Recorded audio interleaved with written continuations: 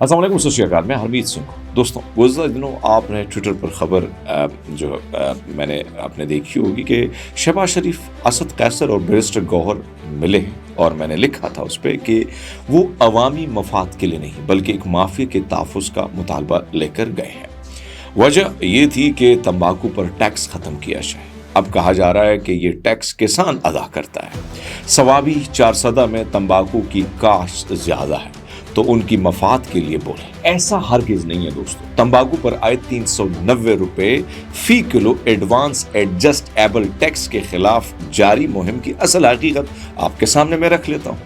एक जानिब इस टैक्स को किसान दुश्मन करार दिया जा रहा है, जबकि दूसरी जानिब दस्तयाब मालूमात में ये बात बताई जा रही है कि इस मामले का बराह रास्त ताल्लुक किसानों के बजाय सिगरेट कंपनियों, तंबाकू एक्सपोर्टर्स और गैर दस्तावेजाती जो कारोबारी मफादात हैं उसके लिए है ये मामला।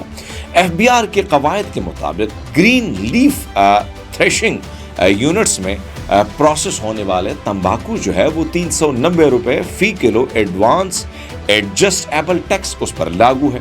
ये ऐसा टैक्स है जो किसान से वसूल नहीं किया जाता बल्कि सिगरेट तैयार करने वाली कंपनी या तंबाकू एक्सपोर्ट करने वाली कंपनी के जिम्मे आता है ये सब कुछ।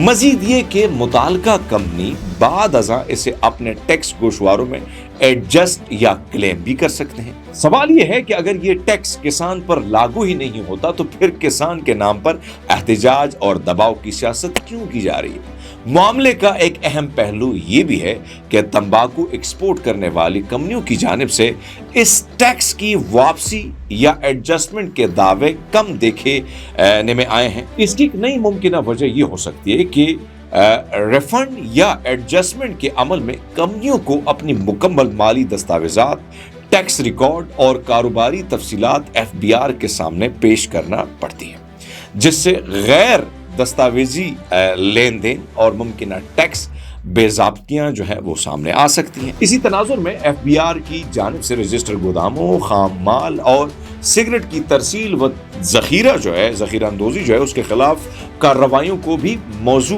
बनाया जा रहा है। किसान इन कार्रवाइयों से बराह रास्त कोई उसका ताल्लुक नहीं है, क्योंकि खेत से ग्रीन लीफ थ्रेशिंग यूनिट जो है उस तक के मरहले में FBI की मदाखलत न होने के बराबर है। FBI की दिलचस्पी उमूमन इस मरहले के बाद पैदा होती है जहां तंबाकू सनती पैदावार, ज़ख़ीरा अंदोज़ी, तरसील और फरोख्त के निज़ाम में दाखिल होता है।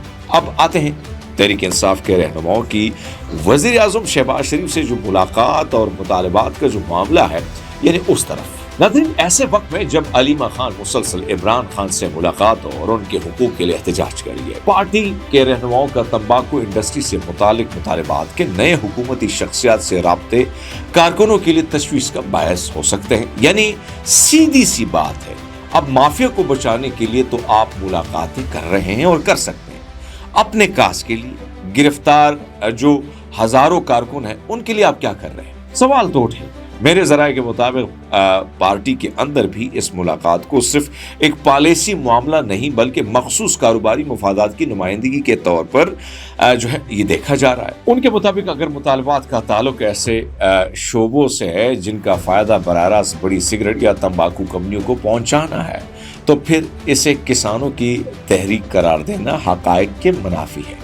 असल सवाल यह है कि क्या ये मुहिम वाकई किसानों के माशी हुकूक के लिए है या फिर उसका मकसद FBI की जानिब से टैक्स चोरी, गैर कानूनी सिगरेट तिजारत, गैर दस्तावेजाती स्टोरेज और खाम माल की जो नकलो हरकत है, वो जो बढ़ती हुई नकलो हरकत है उसकी निगरानी को कमज़ोर करना है। खैबर पख्तूनख्वा में तंबाकू टैक्स FBI की कार्रवाइयों और मुताल्लिका सियासी राब्तों की मुकम्मल तफसीलात सामने लाई जाएं ताकि ये वाज़ेह हो सके कि किसान के नाम पर चलाई जाने वाली मुहिम के असल फायदे उठाने वाले कौन है। लिहाजा मैं अपनी ट्वीट पर कायम हूँ और सवाल उठाता रहूँगा। अब तक के लिए इतना ही। अपना बहुत सारा ख्याल रखिएगा। अल्लाह हाफिज।